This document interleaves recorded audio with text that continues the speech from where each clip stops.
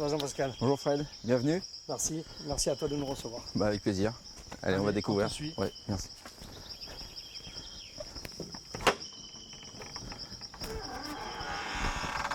Voilà, nous on avait cet espace ici. On a 22 hectares de nature qu'on consacre exclusivement à nos primates.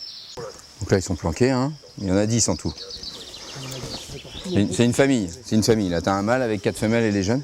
Les gorilles c'est des végétariens, donc ils sont pas un danger, ils sont un danger pour personne en fait. Les colobes ils pourraient se faire manger par les chimpanzés dans la nature.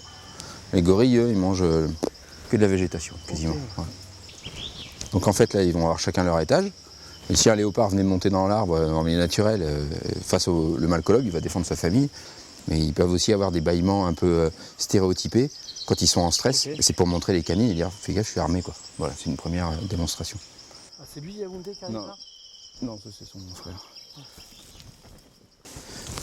Il approche là-haut, regarde, magnifique. Bien gros. C'est le quartier bleu en fait du groupe. Hein. Ils doivent tout faire pour que sa famille vive le plus paisible possible. C'est le patriarche, il ne veut pas qu'il y ait de dispute dans le groupe. C'est la sentinelle. Voilà, donc là il y a sans doute un jeune, là c'est un jeune qui a dû un peu embêter notre doyenne, parce qu'on a quand même une femelle qui a 52 ans là dans le groupe. Ah. Donc, et c'est elle qu'on a entendu crier, donc il est parti voir ce qui se passe. Et des espérances de vie chez les gorilles ? Dans le milieu naturel, c'est autour de 35-40 ans. Ouais. Ouais. Alors explique-nous pourquoi donc c'est un îlot qui est entouré forcément d'un canal comme ça. D'abord parce que ces 7 mètres, en fait, il les préserve de nos microbes. Donc à partir du moment où il y a un bras d'eau, ils ne vont pas traverser. Donc c'est notre barrière à nous pour les faire rester de leur côté et nous du nôtre. Voilà. Donc c'est une mise en sécurité et des visiteurs et des animaux en fait, ces canaux. Et esthétiquement, c'est beaucoup plus joli que d'avoir des barrières comme dans les autres zoos, alors qu'ici, on a vraiment l'impression d'être en interactivité avec les animaux. Ben, on se sent un petit peu effectivement dans leur milieu, on se sent un peu chez eux. Voilà. Il ne faut pas passer devant l'enclos comme on passe devant une vitrine en fait.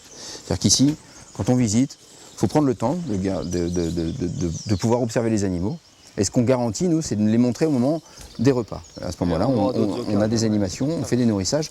C'est le seul moment où on garantit de voir les animaux. Le reste du temps, les animaux, ils vivent leur vie et c'est parfait. Le rôle des parcs zoologiques aujourd'hui, il est crucial. Les animaux, certes, sont des animaux qui auraient pu vivre dans leur milieu naturel, mais ce sont des animaux qui sont nés en Europe. Ces animaux qui seraient incapables de se débrouiller aujourd'hui, dans l'état actuel des choses, dans un environnement qui aujourd'hui en plus est menacé. Tant qu'on n'a pas réglé le problème des menaces qui pèsent sur la forêt tropicale, on ne peut pas y rajouter des animaux.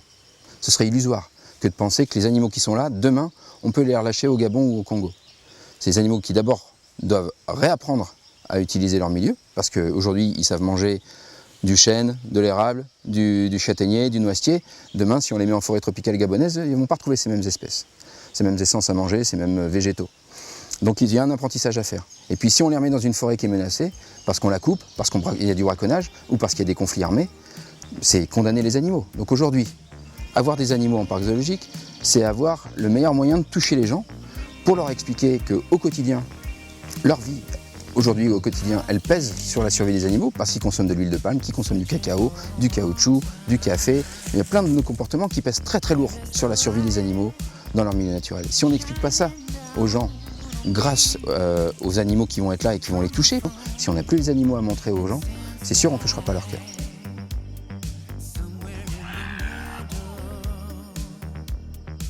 Tu es en train de nous dire simplement que les animaux ont beaucoup de choses à nous apprendre. Ah mais clairement, les animaux ont énormément à nous apprendre.